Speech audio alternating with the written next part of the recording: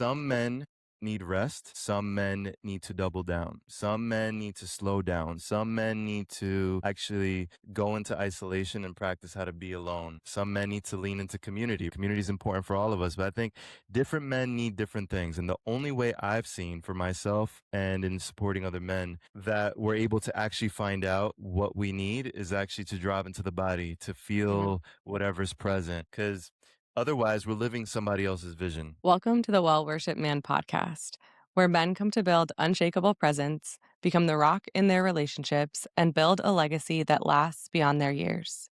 Here, we explore the path to mature masculinity through humble power, daily devotion, and unwavering integrity. Thanks, baby. Today on the podcast, we have José Alejandro. Jose is a master certified life coach, men's work facilitator, embodiment teacher, business consultant, and wilderness rite of passage guide with over 9 years of experience empowering men to become the leader their vision, relationships, and mission need. He weaves together psychology, somatic experiencing, practical strategy, and initiatory experiences to empower purpose driven men, cultivate the clarity, capacity, and conviction needed to create aligned success, deepen their relationships, and amplify their impact. Before we dive in today, if you're a new listener to the podcast or you've been listening to the podcast, make sure that you follow the show, subscribe, and leave a review. It helps us out a ton and it helps these messages reach more of the people that need it. With that being said, Jose, welcome to the pod. Thank you for having me and appreciate the beautiful intro. Excited to be here. Yeah, we're happy to have you. And I want to start with a paradigm shift that you help teach men and help them understand. So, why is it that men actually don't need more motivation or more information? Yeah, it's a great question. I haven't met a single man who doesn't want to improve himself.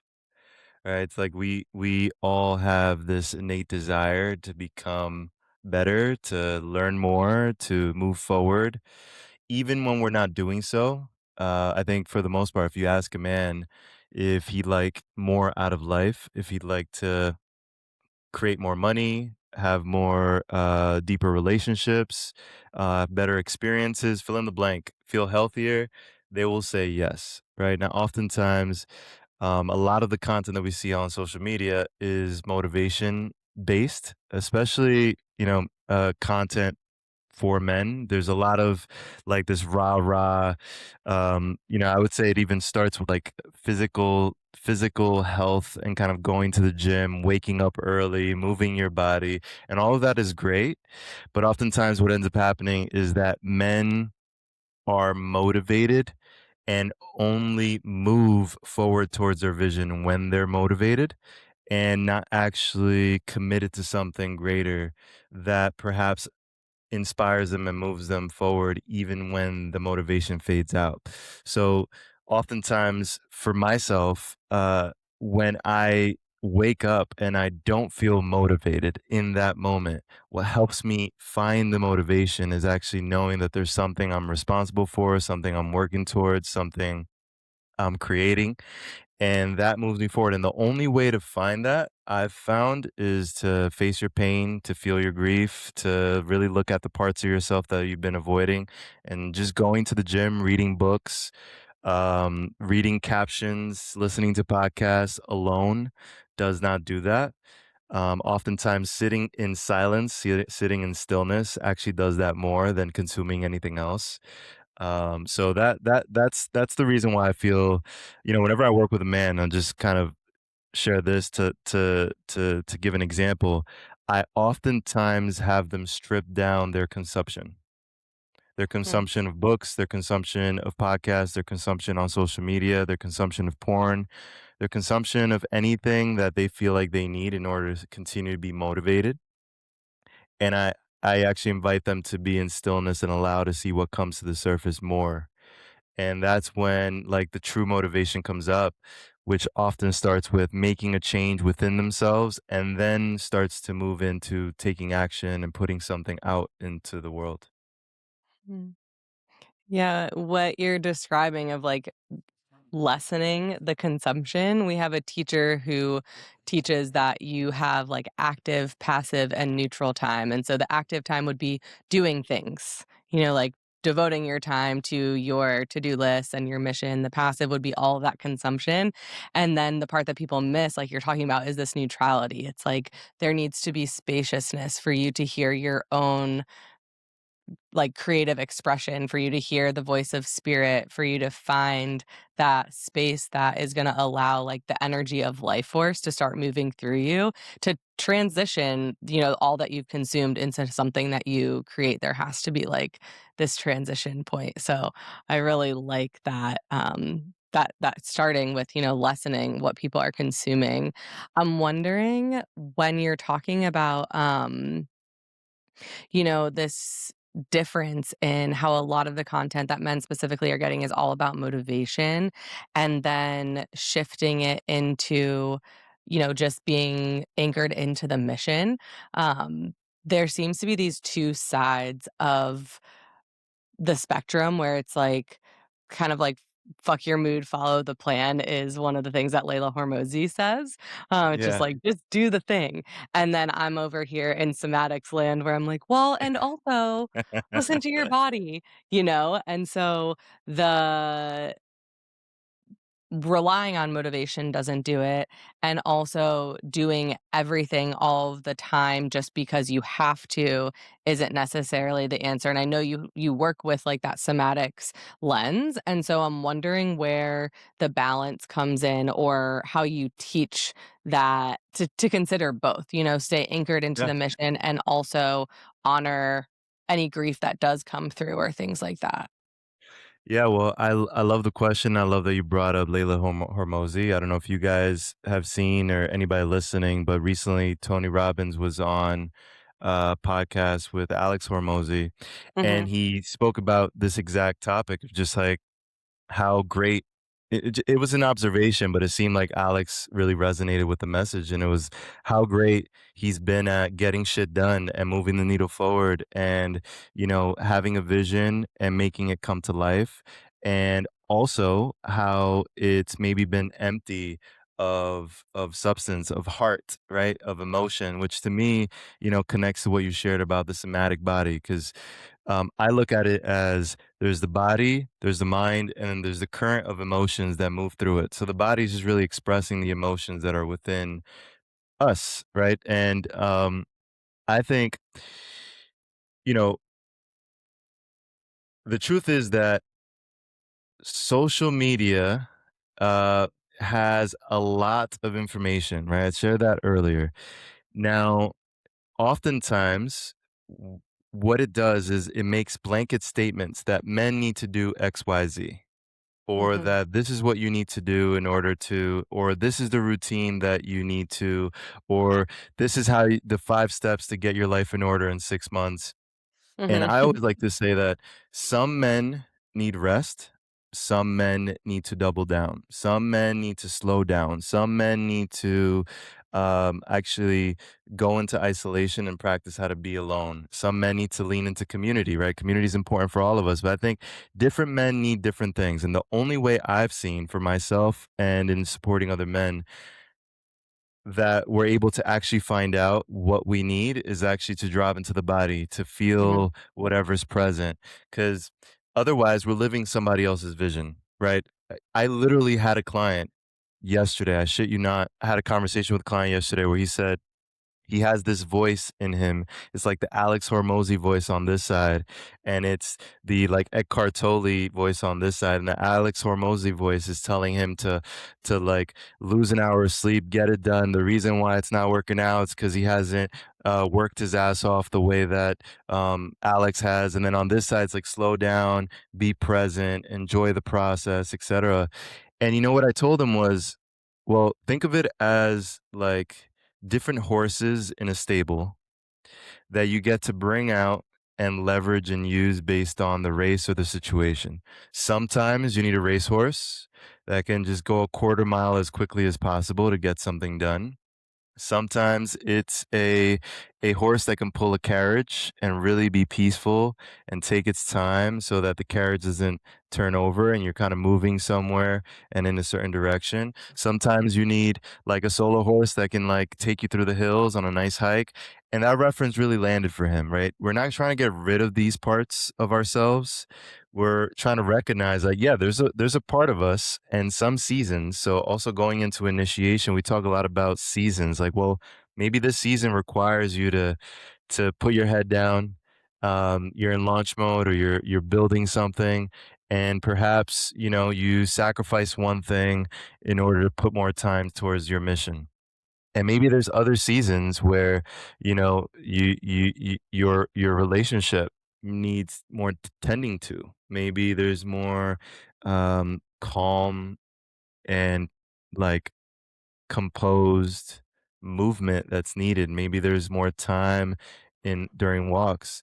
For example, for me, winters I actually really appreciate as times to I live in Puerto Rico, so I can go for walks in the winter. When I lived in the East Coast, like 2 degrees, and maybe I couldn't, but or wouldn't because it was just too cold. But I'll go for walks more often because I'm trying to see if there's anything that's evolved in my mission. If there's anything that wants to come through from the data that I've received from the months where I was in sprint mode and kind of moving forward really quickly. And then there's times like spring is approaching. I've got some retreats coming. I've got a launch coming, and I'm on this mode of like, I know what I have to do. So I've got my calendar ready, and I've got to lock in. And I think some men, haven't like consolidated that, so they carry a lot of shame when they're in either of those. When they're slowing down, they carry shame because they're not going fast enough, and when they're moving quickly, they carry shame because they think that they saw a post on social media somebody put up in their stories and said that they're only working their ass off because they feel unworthy, right? And I think just the only way to really know what you need is to drop into your body moment by moment, but also season by season, and really recognize what's needed for you because it might be different. Where Isaac's at versus where I'm at in this season might be different, and this moment might be different. This day might be different. I think like I said, men need to slow down and really just listen and tune into their bodies and their hearts in order to really recognize what thoughts can be most useful in that moment. Yeah. Yeah, one of the first seasons that a lot of men encounter when they step onto this path of personal development is I gotta lock in. And the mistake that they make is getting locked into locked in. Like they don't have those seasons that you've been saying. And they're trying to get that motivation and it starts to slip away and they just push even harder. And you mentioned earlier in this conversation that the real motivation comes from some of that inner work. And I would even say, that that lock-in motivation is kind of a toxic fuel source, it's kinda like a Yeah. fossil fuel, like it runs out, it's not gonna be there forever, but what you're talking about accessing through that inner work is more of a renewable fuel source, and I would say it's not so much motivation as it is alignment, but the path to alignment can be a struggle, and going inward is really scary to a lot of guys who are locked in, hustling, grinding, because the fear is if I go inward, I won't be able to perform at the level that I have been. I won't be able to produce like I have been. So, how does a guy get over that hump to say, I'm going to pause or slow down, or I'm actually going to find a renewable fuel source so I can continue to perform at an even better rate? Yeah, how do you get guys to stop all the push and go inward to do the work that's actually going to create longevity for their results? Yeah, well, you pointed out something that's very true, right? A lot of guys that I have this conversation with, and I've been through this process myself, and sometimes need to have that dialogue with myself, is that there's a fear that if they slow down or they do the inner work, if they become more emotionally intelligent, that they won't be able to produce as much. And I saw something recently that said that that's not true, and I think there is some truth to it. So I actually want to be honest with guys and say like when you become more emotionally intelligent, you actually realize that your value doesn't come from how much you produce. So maybe you produce less, but what you do produce actually means a lot more to you. And Mm. that to me is a more fulfilling life. So there's a lot of bullshit on both sides of just like, you don't want to do the inner work cuz then you stop being productive, but that's really saying that the only value that you have as a man is how much you produce. And on the other side, there's I've seen it, like I said, if you become more emotionally intelligent, it's not gonna make you produce less or be a I think it was about a boxer, right? A boxer said that I forgot his name, but he said, "I don't wanna become more emotionally intelligent because then I won't be a dog in the ring." And I saw someone say, "Well, you're still gonna be a dog in the ring." But I'm not sure. Maybe we've heard Mike Tyson talk about fighting recently, and Mike Tyson says that he actually realizes that he put a lot of his value on being able to beat people the fuck up, and that he wouldn't put that same value on it today.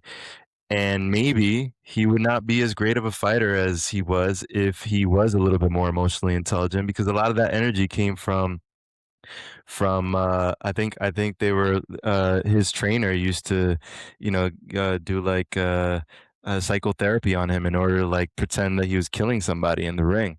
So I want to say that and just be honest with men that yes, your production might change, so you might not be producing as much, but there actually might be more value to what you produce. So for example, I've produced less than when I was in corporate, and we used to bicker in the coffee room about who was working more over, the 5 o'clock shift, or who was skipping their lunch and all this shit. I work less than I did back then, but there's a lot more abundance in different ways, including financially, that's coming into my life because what I'm producing is actually creating more value, not only for myself, but for others as well. Now, to the second part of your question, how we do that is by recognizing that that part of us that likes to produce served us in some way. So it's there because societally, generationally, and even evidence that we've created in our own life has informed us that, well, when I produce, then I stay in rooms. When I produce, people invite me in rooms. When I produce, I get more money. When I produce, I I get the girlfriend or the attention from women. And then time goes on, and maybe the thing that served them no longer serves them the same way. So it's like, yes, it served you. And again, going back to the horse analogy, well, I'm from the East Coast. Hustle mindset. That's like something I've been trained since day one, right? And a lot of guys that I've coached are East Coasters as well. And sometimes they think they have to get rid of that part of themselves. Like, no, that gives me a unique advantage. I have an edge. I can fucking hustle when I need to. Put me in a room, something needs to get done. I can bring that online as a resource. And I also know when I need to turn it down because it actually could be damaging to the things I'm creating. I could forget that other people are in the room and actually trying to contribute maybe ideas that can make the experience better. I forget that my partner doesn't want me to just produce, but wants me to slow down and give her, love, affection, which sometimes it doesn't require you to produce more, but rather to slow down and actually do nothing but just be present. And that's what I find. A lot of guys are shocked. It's like, oh shit, it was worth me like not producing this amount for the sake of, bringing up the value on these other things in my life that actually make me feel more fulfilled. Yeah, I just want to say one thing. I love your honesty about, yeah, you probably will produce more. And also, when we look at the hyper 1% of producers, like Mike Tyson's maybe probably the best boxer of all time, you know? Yeah. And to perform at that level, he was locked into that kill mode for years and years and years, right? And now we look at Mike Tyson's life and he's like petting doves and like super kind and soft and talking about love, right? And like he shifted into this new season. But that season that he was heavyweight champion required that out of him. And we even see Right. it in Hormozy. Like I think that Tony Robbins conversation, who knows, but might have marked a transition in Hormozy of like bringing more heart into it. But to build his billion-dollar business to be like the top 1% of bro scalers, like that's what it required, you know? So there's seasons, sometimes those seasons are extended, and most people don't wanna be in that top 1%. Like, what that requires, what that asks of people isn't what most people want to give. So for most Right. people, doesn't require that extended period of survival and kill mode and that state of being. Mhm. And so we when we talk about some of this stuff, one of the terms that I use is like nervous system agility, and it's Mm, similar to the imagery that you're drawing with these horses. It's like you want to be able to shift gears or shift from one horse to the other easily.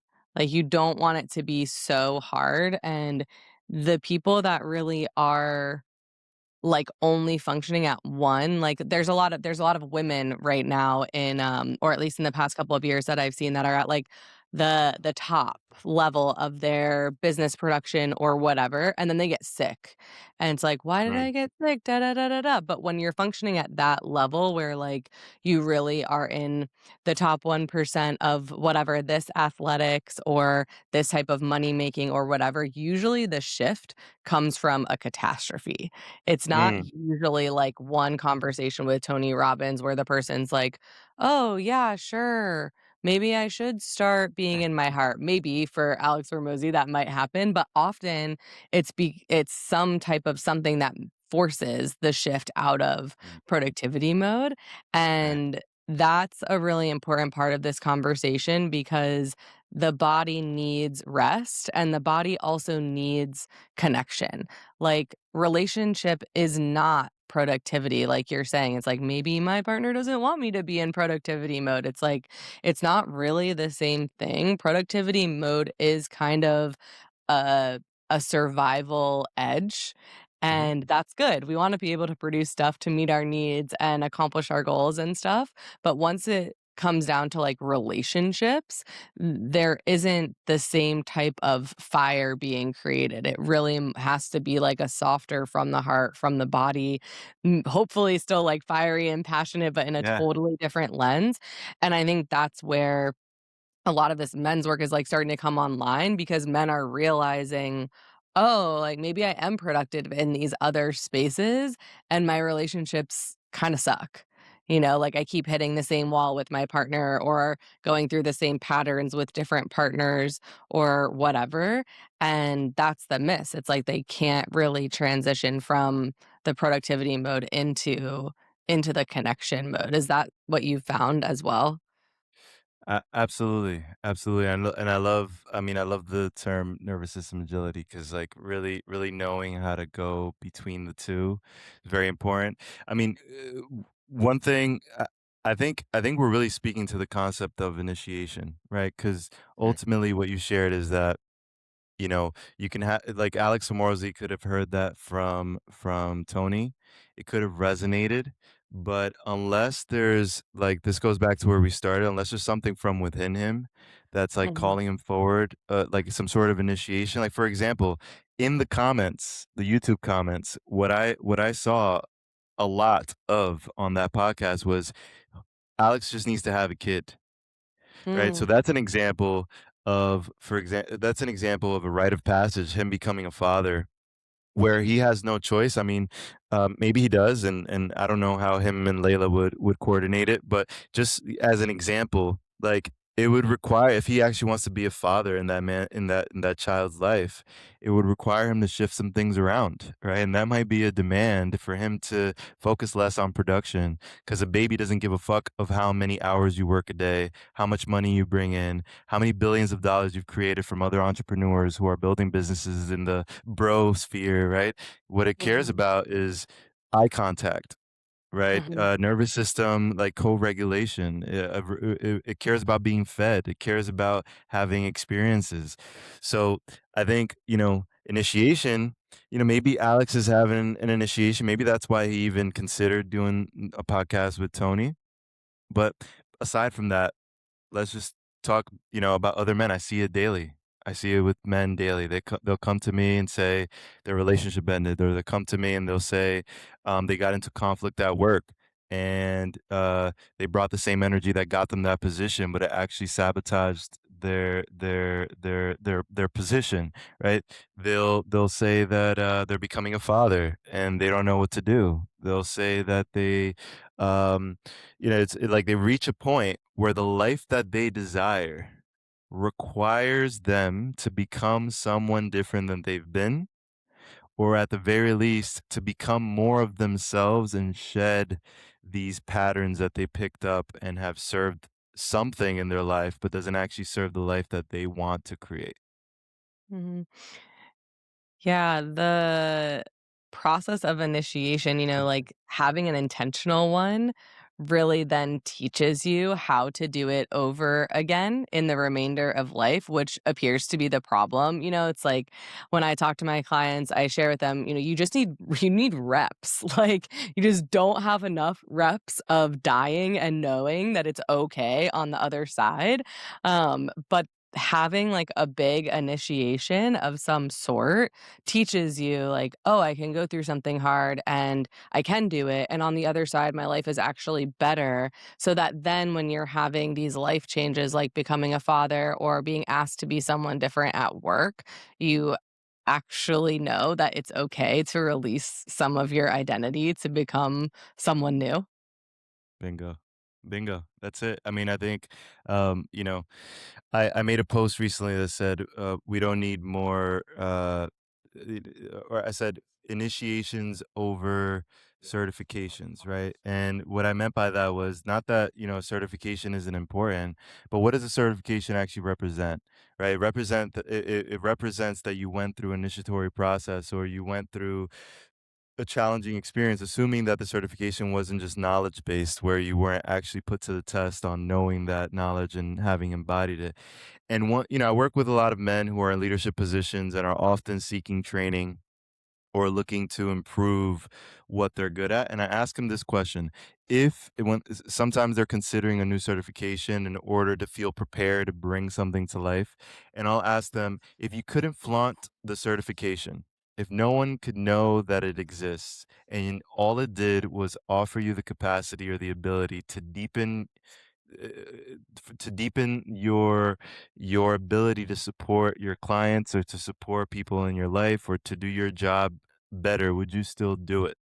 Right? Because if the certification is really just about holding a piece of paper and flaunting something, then you're not actually focused on the initiation that it'll put you through in order to be who you need to be on the other side and offer someone something. And the same applies to everything in life. It's like oftentimes I know for me, I ended up being much more productive with all the information I had gained in my life when I went through my own rite of passage. I literally made a commitment. This year, I'm doing my rite of passage. It was in 2020. And I don't want to do any other courses or trainings or anything like that. I had left corporate the year before. And I was like, I want to go through this and just really recognize all the things that I have not yet embodied and I have not yet put to practice and I have not yet integrated. And my business grew like incredibly that year. There's so many things that shifted in my relationship just because I sat with myself, I faced myself, I recognized my strengths and my weaknesses, and I went through exactly what you just shared. This experience that allowed me to really own my power, own my wisdom, and do the work and the practice in order to embody the things that I already learned. And allowed me to really create spaciousness before I jumped into something else. I think that goes back to the motivation piece of like how often guys like Hormozy say read like 5 books a month, right? Now there's these apps that you don't even have to read the book. We'll give you the Spark Notes weekly for 10 books at a time, right? And nothing's actually ever integrated or initiated versus like reading one book and like whoever's listening, read one book. I dare you not to read another book for 3 months, 6 months, and do everything in your power if it was a useful book to embody what you read in that book. And your life will drastically change much more than if you read 20 of them. Mm. Yeah, that is it's so interesting to hear you talk about the certifications versus the initiation. I have this little piece of me that when people are like, "I'm a somatic coach," I'm like, Really? Because you can feel, like, the lack of embodiment of the work, Right. and I'm just now realizing while you're talking that, I mean, this is just an example, there's plenty of other, like, teachings like this, not just somatics, but where there are so many programs that are, like, teaching the content, but they're not actually, like, having people go through the practices in such an intense way versus, like, Peter Levine's training, you're in, like, therapy sessions for weekends at a time where you're just being ripped open, like, over and over again, so that you can really embody the work, and you can feel it when you are around people that are embodying the things that they've learned, whether it's somatics or, like, people serving plant medicine or whatever the different certifications are. There's such a difference in the way that that person is living their life Right. compared to just, being able to spit off the information to you. 1000%. I think you said it beautifully, like going into, yeah, those are initiations, right? Mhm. Conversations are initiations. Like I had a mentor once say, like every time you have a conversation about something new, if Mm. you feel like an emotional reaction or a reflex, that's a mini death, right? Like there's something that you can't take back. There's a moment that shifted you, and then Mm. how you apply it, obviously, sometimes consciously or unconsciously, is what actually creates a new individual. But like those are little initiation, and then at the very like deeper level, what you just shared, same. Like having weekends where, um, maybe 10% is something written on the whiteboard. And 90% is actually like feeling the grief move through my body so I can help someone else do it as well, right? There's that initiation of actually feeling it and knowing what it's like to release a belief, not just know that it doesn't serve you, but like actually feel it move through your body and support someone else in doing the same thing. And I think that's why it's so important for men to slow down. There's just no way that if you slow down, you won't feel an emotion, even if it's joy. Mhm. I think oftentimes we always do counsel in our spaces, whether it's in person or virtual. And counsel is just a free space for men to share vulnerably. We did one last Thursday, and one thing that I saw and that we always kind of bring forward is when men hear vulnerability, there's this fear that it's uncomfortable emotions like sadness, like grief, like anger, like all of these things. But the truth is that men struggle with vulnerability just as much with the positive emotions like joy, like Mhm. really feeling joy. Even that's an initiation for men, like being in stillness and recognizing that their life is actually really good and that they haven't actually felt the joy of how good it is from what they've already produced because they're so busy thinking about what's next. So, yeah, slowing down is a great way to allow all of that to come up, and then having spaces where other people have kind of navigated it gives you the context to do so in a way where it's actually productive and you're not going crazy like what the hell's coming up for me here. Yeah, joy's a tough one for me too.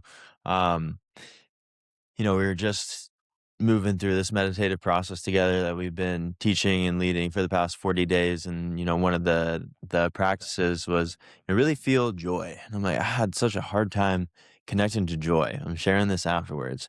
And we're literally sitting on the grass in San Marcos and Lake Atitlan, like right on the lake. There's like volcanoes. We're working, we're together. And then like I just tried it on, you know? She was like, "Why don't you just, like, try to be joyful?" And kind of, like, like, for 20 seconds, it just, like, went full out, like, I, like, threw a piece of papaya in my mouth and caught it and was super enthusiastic about what was going on, and, like, on the other side of that, I was like, "Oh, there's a lot of joy here," you know? It's like, I just gotta, like, go there sometimes. Um I want to get this topic of initiation really roped up and tied down for the audience. So we're gonna play a little game, and we're each gonna define Ooh, initiation. And I'll go first because this question's been eating at me, so I have a little bit of a head start, and you'll go second. okay. Okay. For me, I think initiation is an experience where a man's ego gets reduced either by vulnerability or exposure or uncertainty or risk. And through this experience, he cannot emerge successfully without being transformed at some level. At some level. Mhm. Yeah, I agree the change is necessary. So the initiation to me is like, um, going through something challenging, like that challenge really seems to be required to catalyze the breakdown. So something challenging that maybe you didn't think you could do, or at some point in the process you don't know if you can complete. And the result is that who you thought you were, you have remembered that you're actually someone else. Mm, Beautiful. For me, initiation is really choosing to face adversity Hmm. and allowing it to shape you in a way that contributes to more than just yourself, contributes to Hmm. the world. I think initiation is really about taking responsibility for your life and recognizing that there's a death of who you were and there's something new being birthed and demanding more of you. And oftentimes that more is not just for you, but rather the world and those that you're responsible for. yeah. Yeah, we talked a little bit about whether you choose it or not, initiations will be a part of your life, right? It could be through a loss, it could be through the exit of a season in life. And there are organizations and individuals like yourself that give men the opportunity to select initiation. So, Yeah. talk to us about how you create adversity and initiation for men. Yeah. Well, I talk a lot about the initiated path, and to me, what that means is, that you, like I said, you're choosing to take responsibility for your life. You're choosing to face your shadow, to integrate your shadow. You're choosing to face your pain. You're choosing to feel your grief. You're choosing purposeful adversity. Now, in order to understand initiation and the work that I do and the containers, the way that I guide men through that, it's important to understand rite of passage. So anything could be a rite of passage, right? Your first love, your first kiss, your first heartbreak, the first time you get a job, the first time you get fired, losing a dad, a mother, losing a family member, fill in those blanks, becoming a father. Those are all ways that, a man could become, it could go through a rite of passage. And a rite of passage can't really be I mean, it could be chosen, but also life just hands us these moments, these transitional moments. We can choose whether we want to be initiated or not. So I'll give you an example. Someone could be alcoholic or not even they love to drink and drive and they get into a massive accident, almost cost them their life. They really have three options. The first is not an option, they lose their life, right? The second is they continue their status quo, they drink and drive and possibly end up in another accident in the future. And then those three options open up again. The third option is they let that define them and they use it as a defining moment or the catalyst to change their behavior. Now, oftentimes people navigate this on their own. So they go through this rite of passage on their own. Therefore, they're not initiated into the next evolution and they might go back to doing the same thing. Now, this huge like occurrence in their life could possibly force them because they're faced off with the possibility of death, but it doesn't guarantee that they're actually choosing the initiated path unless they recognize that there is another path, and oftentimes that requires not just like their own reflection but community. So the way that we hold initiation, there's the ordeal, so that's a big piece, right? The car crash could be the ordeal. Time alone in nature, fasting and kind of facing all your fears can be an ordeal as well. The second piece is community, right? Community and also just kind of like the we'll put the ordeal and the fast separately. So time alone or we could split the order into time alone and also fasting from something. So time alone in nature, fasting from something, and community. Now, why are those important? So I think the most natural place that we can be is in nature, right? And when we are in a natural place without any technology, without any distractions, without any other people bringing in information that we can consume, things start coming up to the surface. And nature has this beautiful tendency to reflect, to be, it's just a great mirror. It reflects back our strengths and our weaknesses. It'll put you to the test. Doesn't matter. We've taken out guys who are Marines, we've taken out Navy SEALs, we've taken out guys who've produced and created multi-million dollar companies. And it doesn't matter. Put them in nature for an extended period of time. Something will come forward for them and reveal itself. The community piece is important because elders and other men that have gone through this experience are very important in the process of initiation. So, for example, 4 days alone in the desert or the wilderness are just 4 days alone in the desert and the wilderness unless you give it meaning, right? And having elders in community that recognize the importance of an initiation, that have gone through it themselves, that can also mirror back to you what they see that maybe is not actually aligned with the life that you wanna create, it's not actually aligned with the standard you wanna create, kind of allow you to really strip down all the identities, the layers, the things that aren't you, so that when you go out there, you can actually connect with your most authentic truth, essence, and then come back and also be received by community. Because, and we could kind of explore this further, but there's 3 stages to a traditional rite of passage. If you look at any, most of our ancestors most of us have ancestors that practiced nature-based coming of age rituals.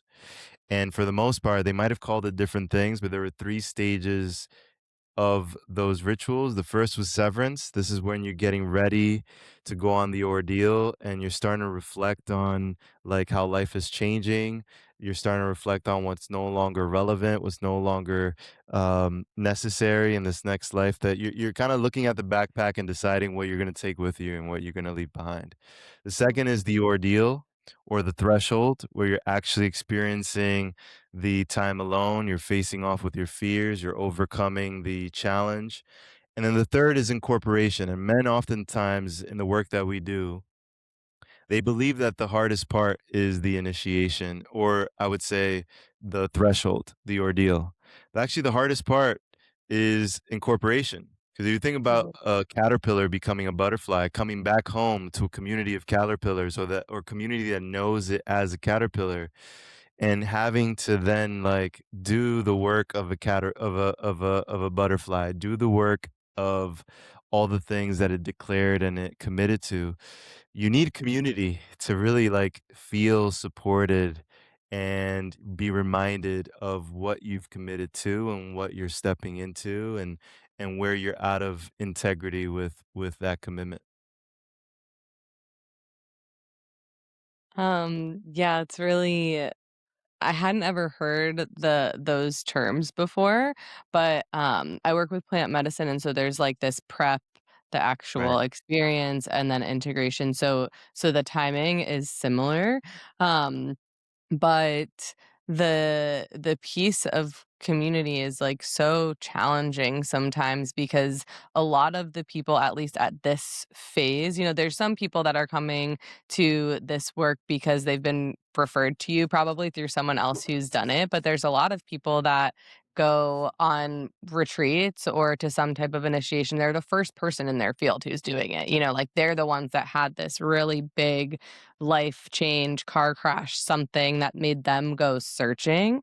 And for those people specifically, coming back to like no one else is so challenging because then who do they talk to? If you start sharing an experience of a wilderness retreat or something like that with a bunch of people who've never heard about it, it can feel then because it's not being mirrored back to you like, oh, I must be kind of crazy for thinking that I was going to change. When you go back to an old environment as a new being, the old environment will tell you, no, you're supposed to be as you were in this Exactly. environment. And that piece of community really kind of prevents that from happening. So I'm curious how you curate that. Is it just the people that have gone on, the initiation together that then stay in community, or is there a bigger ecosystem that you have? You brought up a great point. I think, our ancestors had community built into these experiences, right? Like, Mhm, if I do a lot of trips to the Amazon, and one thing notice is just how like integrated the community is and how much they support each other, and obviously also it's the only way that they can survive, right? mhm, And oftentimes the next community over isn't for miles away on canoe, so mhm, it's really built in that if you're going to do an experience, even if it's not a rite of passage, if the men go hunting, or someone gets hurt or loses a child, or there's always like, I know who my community is, and they go back to it, and it's built into it, including for rites of passages. What we see today is, we have a lot of men who maybe see a piece of content that we put out, and they're like, I want to do a rite of passage, right? And they haven't necessarily been part of a men's community, or they haven't necessarily, like you said, they don't have a community of like-minded individuals who support them on journeys like this. They're kind of on their solo journey of initiation, right?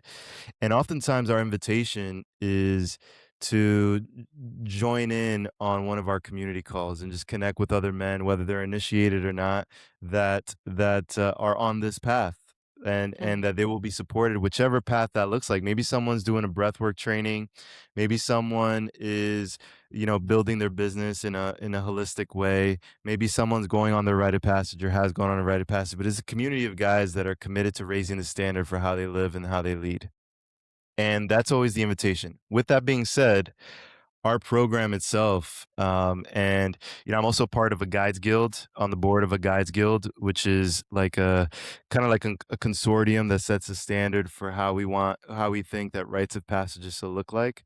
And one of the standards that we all set for any of our organizations and the programs that we have, and we're trying to set with any like rites of passages that we see popping up, is integrating community in it by putting at least a month or two of community work with the men that you're going to go out with, mm. going out on the 8 days, and then a month or two of community with the men that you just came back with, so that the experience itself, it has already cultivated this community, this feeling of community before you go out there. When we think about like a lot of like vision quests, so our rites of passages have an element of vision quests, right? Like Lakota, Native American vision quests. We don't call it vision quests just to respect the and honor that lineage, but there's an element of fasting for 4 days and 4 nights.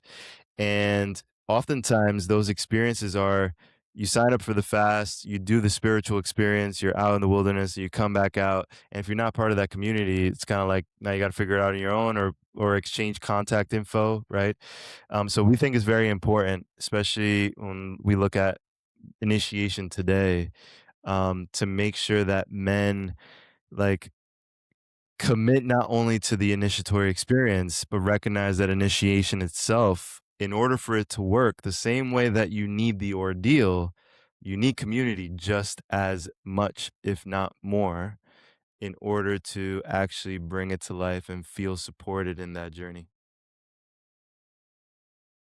I'm thinking about how you were mentioning that, like anything in life can be a rite of passage, someone having a car crash, or um a relationship rupture, or whatever their different things are, could be a rite of passage if they respond appropriately, and how community can really support that. Like if someone has a health issue and the solution is them having an identity shift into taking care of themselves better, it's way easier when they're surrounded by people who care for themselves. Or Right. like with men, the example that's coming to mind is, like the archetypal like fraternity guy that just is doing whatever with like women and substances. It's like if he's around a bunch of men that are also doing the same thing, there's very little space for an identity Right, shift right, versus if a man does something that, is out of integrity, he could respond by separating himself or by going and hanging out with other men outside of integrity, or the men in the field that are in integrity can say, "Hey, that was fucked up." right, And like there's an opportunity for you to join us on this side at this moment if you are willing. right, right. That goes into, counsel Mhm. over cancel, right? It's like, Mhm. oftentimes, I think for me, some of the men that I respect, have like admiration for, have like look up to the most, are actually men who maybe had a past they were not proud of, and they've decided to really go into it, own it, face their pain, have like men around them support them in raising their standard of integrity. I admire them more than guys that have like, quote unquote clean slate, or there's nothing that they can't own that they've gaslit their partner at some point. They can't Mhm. own that they've,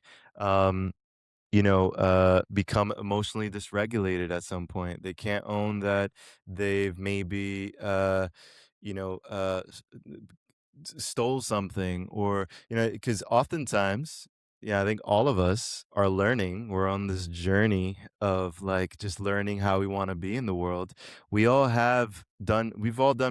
made mistakes. We've all done things in our past that we're not proud of, that maybe we're ashamed of, and having that community of men that aren't expecting you to have 100% integrity, but are expecting you to take ownership and be in a healthy relationship with being out of integrity enough so that you can come back into integrity whenever you are, is just it's so important. It's so important. Mhm. It's like non-negotiable in my life for the last 10 years, and whether it's a meeting monthly, a meeting weekly, or just having those three guys pinned at the top of my contact list, that I know if I'm going through something, even though I'm resisting the fuck out of it, I'm going to call one of them up and ask for their feedback, is a non-negotiable for me, and I invite all men to do that.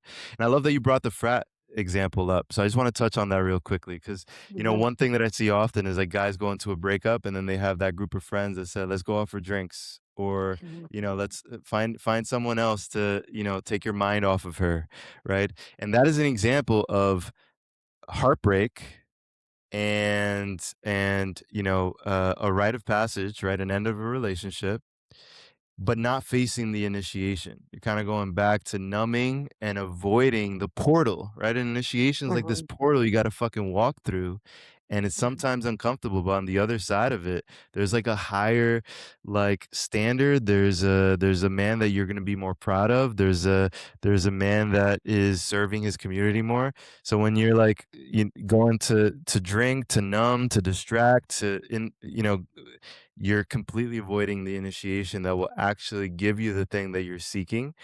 And sometimes you have to the one excuse me, one of the biggest initiations that I think we go through, not just as men, but as human beings, is letting go of relationships that no longer serve us. Because there's a there's some grief that comes with that too, of Mhm. like, fuck, this friend actually no longer serves the life I want to create.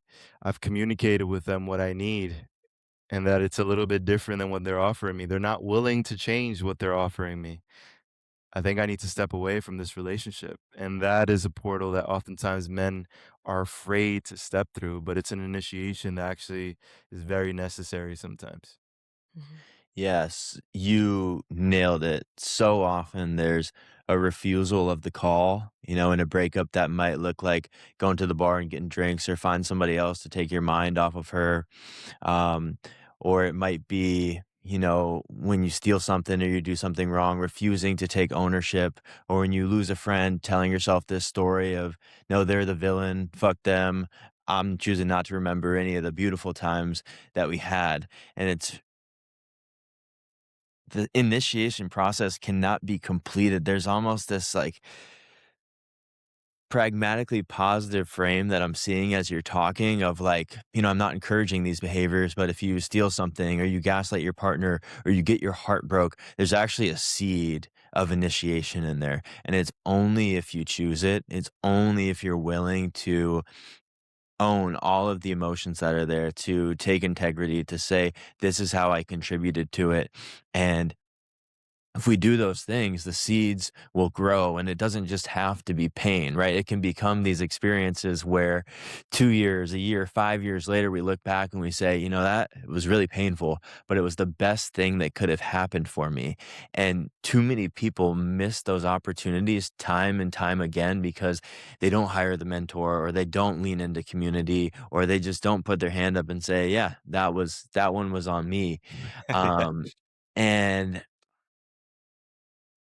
to actually integrate, like, that's one thing. That's, like, the first step is, like, awareness, right? Say, "I'm feeling Right. these things." That's where I take responsibility, and then the next thing is, like, actually integrating the new behavior in familiar situations, and that's an arduous process. Like, you gotta hammer that nail in a bunch of times very intentionally because the call of the familiar action is so much more tempting, and that requires community. Like, that kinda requires, like, your guys watching you, like, hoping that you, like, hit that nail and not the old one, right? And that Mhm. they celebrate Right. you when you do, and they tell you when you hit the old one. Mhm. Like, that that process is so repetitive that it requires feedback, and you do that enough times, and where you get to embodiment, where it's like, "Oh, the new behavior is just, Yeah. like, brushing my teeth." But I feel you, like, you cannot get there with some type of external mirror to call you back in because you'll stray way too far without having some brothers like lining the path besides you. Mm.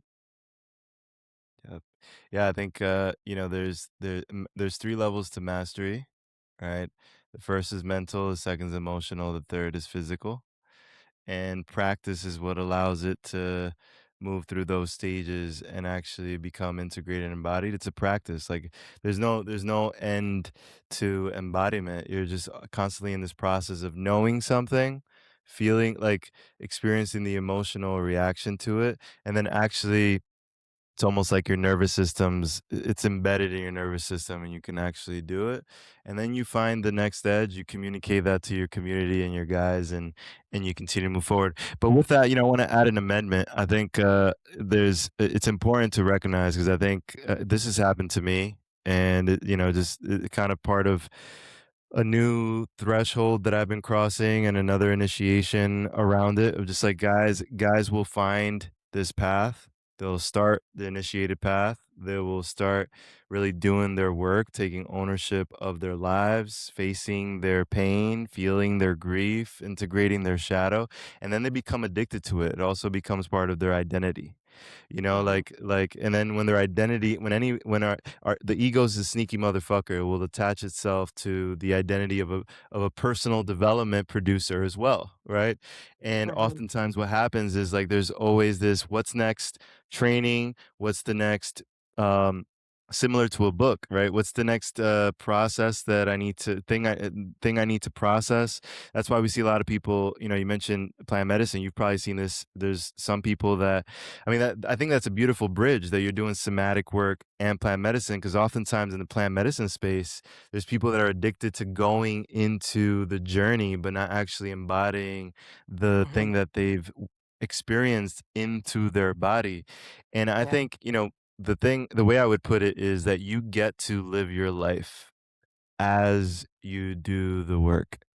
So not turning the work or initiation into an identity, but rather like a way of life, a part of life. Because that's the other thing. My teacher reminded me of this recently. Um, he's been running rites of passages since 30 years now, so 96, right? And he said, Jose, not everything in life is an initiation, right? In order for initiations to make sense, you actually need space from them where you are actually living your life and experiencing the beauty of who you are already. And then Yeah. sometimes initiations just present themselves. But so often today we're like seeking the initiation and we call things initiations before we even like allow ourselves to come up to a threshold.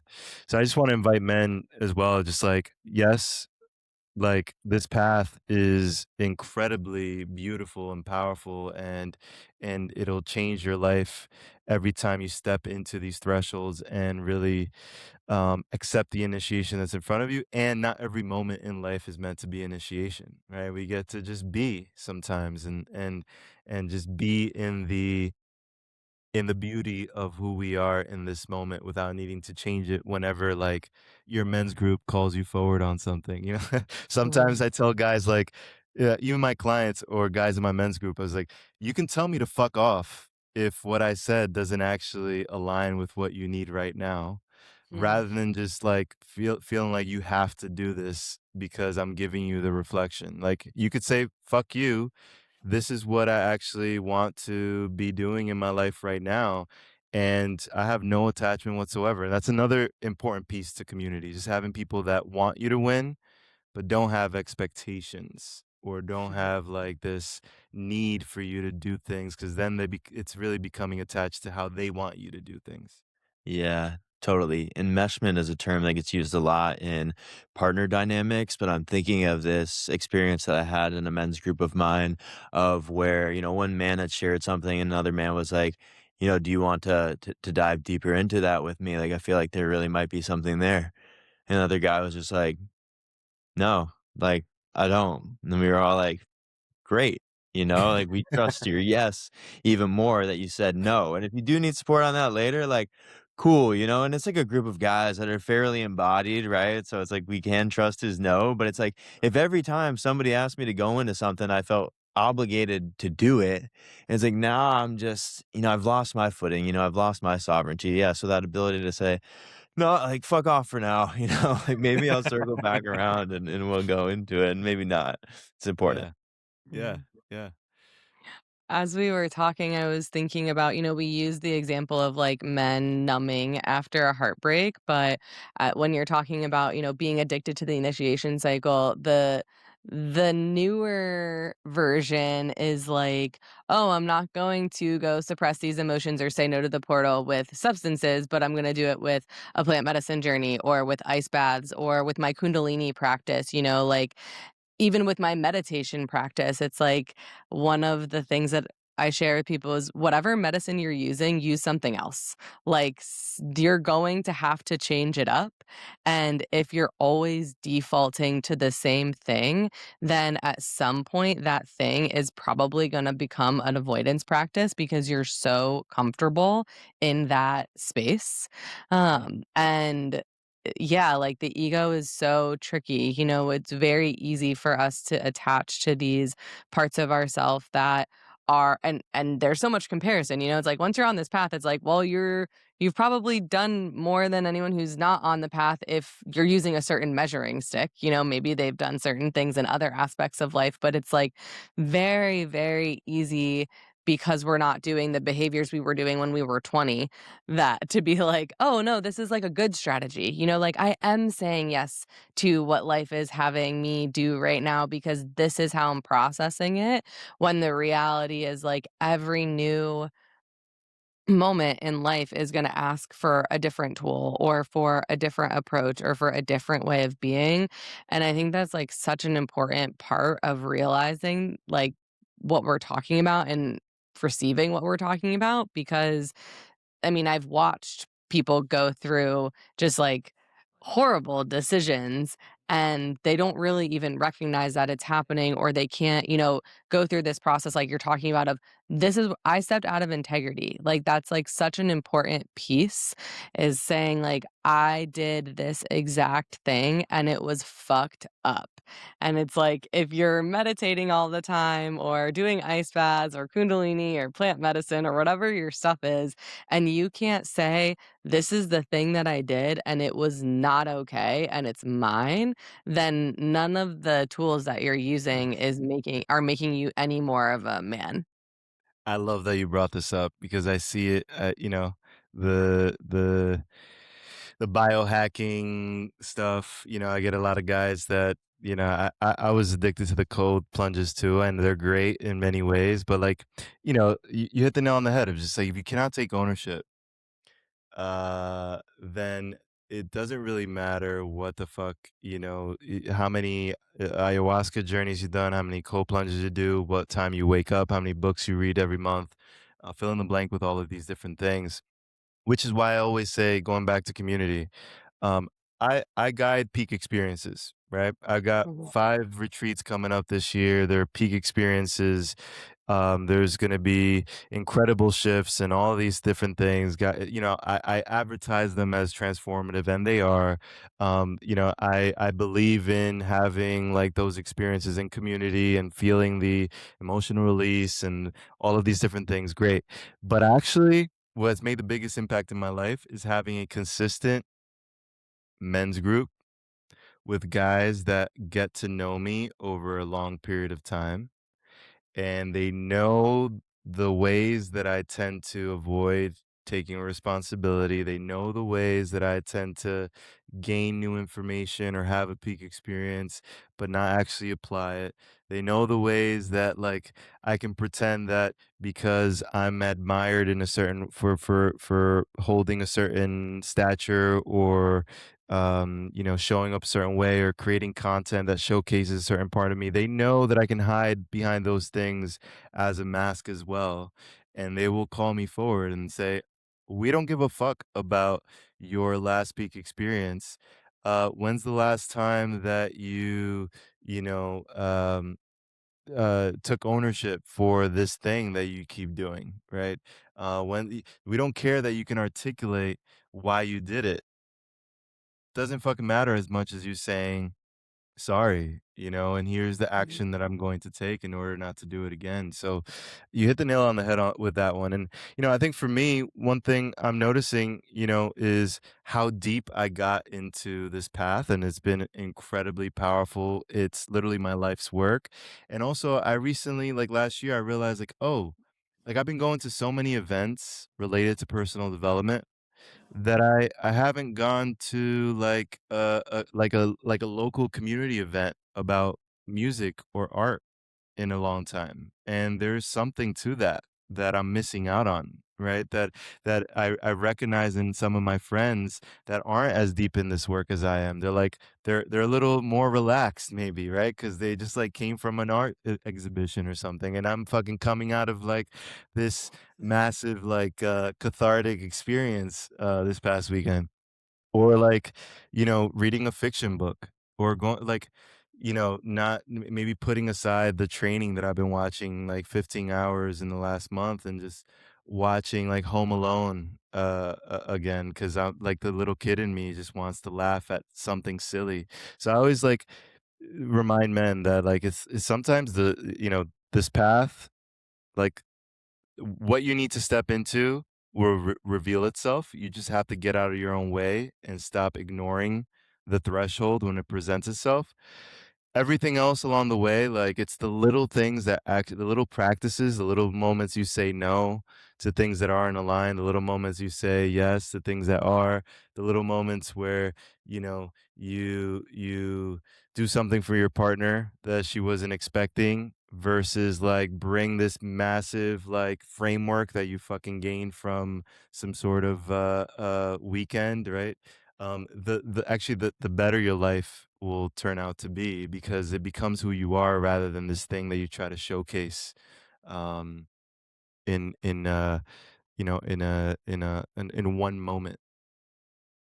Yeah. I wanna second 2 things that you said. My favorite thing that I do for myself is being part of my private men's group that I'm not the only leader, right? The leadership is decentralized, and one of my mentors, Connor Beaton, he says there's no change without confrontation, and we can confront ourselves. It's also important as men that we're confronted by other men, right? I'm doing great in life, right? And it's really easy for me to say this, and that. But what's most helpful for me is for a blind spot to be pointed out to say, hey, but have you looked at it this way that you haven't been showing up in absolute integrity? That's the thing that makes the shifts for me. So It's really important to have a group of men like that around, even if it's not a formal men group, but men who will do that with you and do that for you.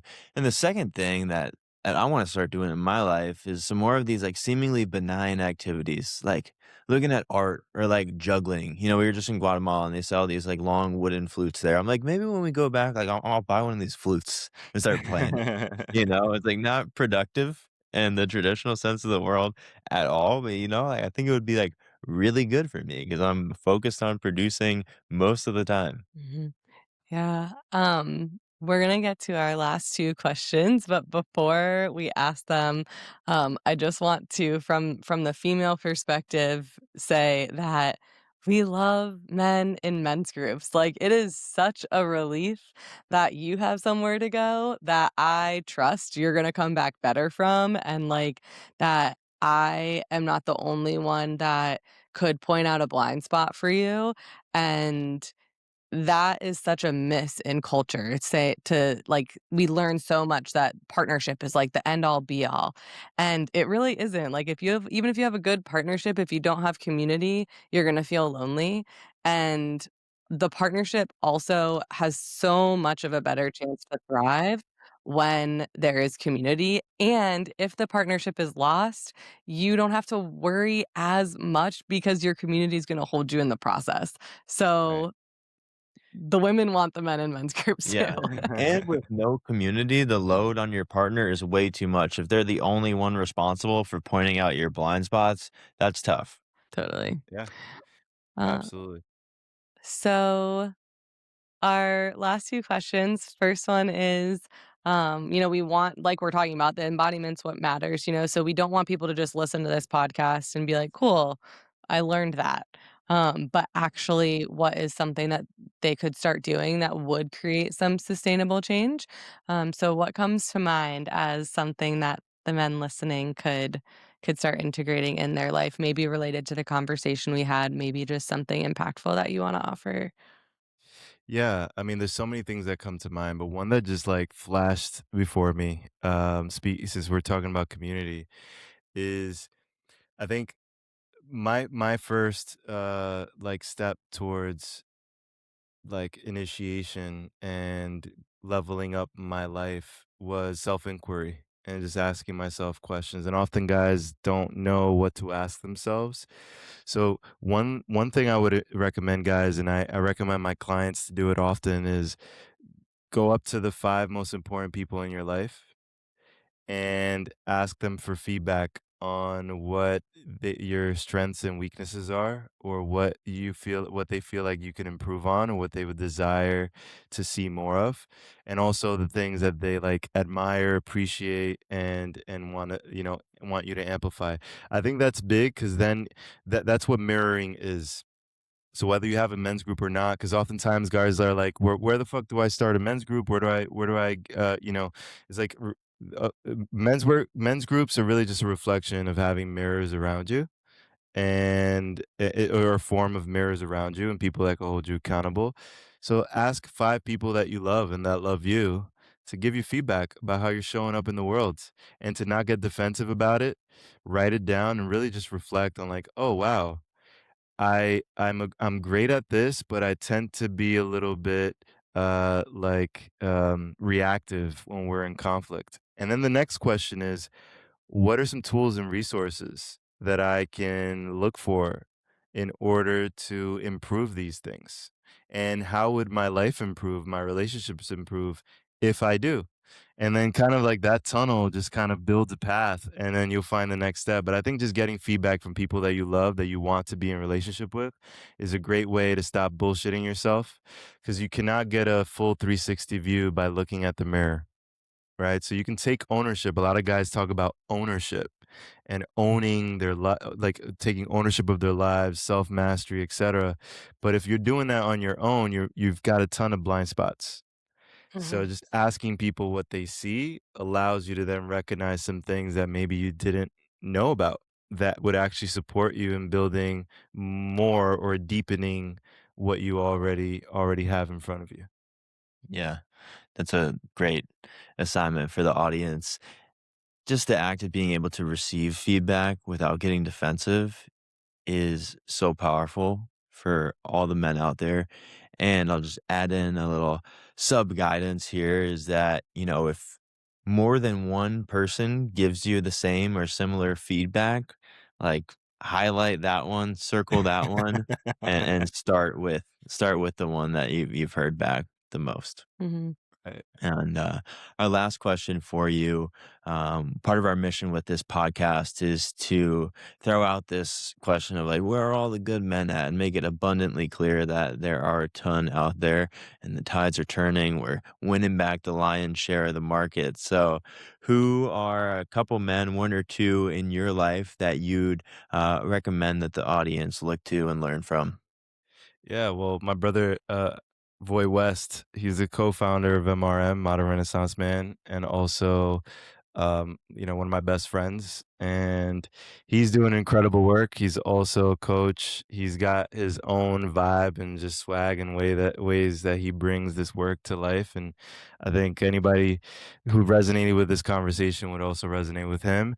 And somebody else, since we spoke a lot about initiations and rites of passage, one of my teachers, Sean Barry, I consider him an elder, even though he he knows that that comes with, being older, and he doesn't like to admit that he is, but he's up there. He's been doing rites of passages for 30 years, and he has some incredible wisdom around the importance of them and how they actually make complete sense in the modern age and world that we live in. So Sean Barry's actually about to release a book called The Thread That Pulls All Things, and it's about the importance of rite of passage and initiation. And I wouldn't be sharing, anything that I'm sharing today if it wasn't for Sean Barry. So just want to honor my teacher there, and also just invite men to check him out and learn a little bit more about his work as well.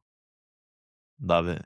And then to close us out, Jose, where can men learn more about you, the work that you do, and the experiences that you lead? Yeah, well, we do free monthly men's experiences. They're called the Modern Renaissance Man Experience. They're online, virtual, and you could register for that at themrmofficial.com/experience. And then if you want to learn more about my work, josealejandro.co. There's links there for the rite of passage work. We have one coming up in May. There's, I believe, 2 spots left for that one, and we kick off the journey in April, and then another one in fall. So we do two a year if anybody's interested in a rite of passage and really just experiencing that level of adversity in community with other like-minded men who are committed to holding the standard that we talked about today. Amazing. Yeah. Awesome. Jose, thank you so much for coming on. I'm excited for the listeners to hear this. And if you haven't yet, make sure that you follow the podcast, leave us a rating or a review, and we'll see you on the next one. Beautiful. Thank you for having me.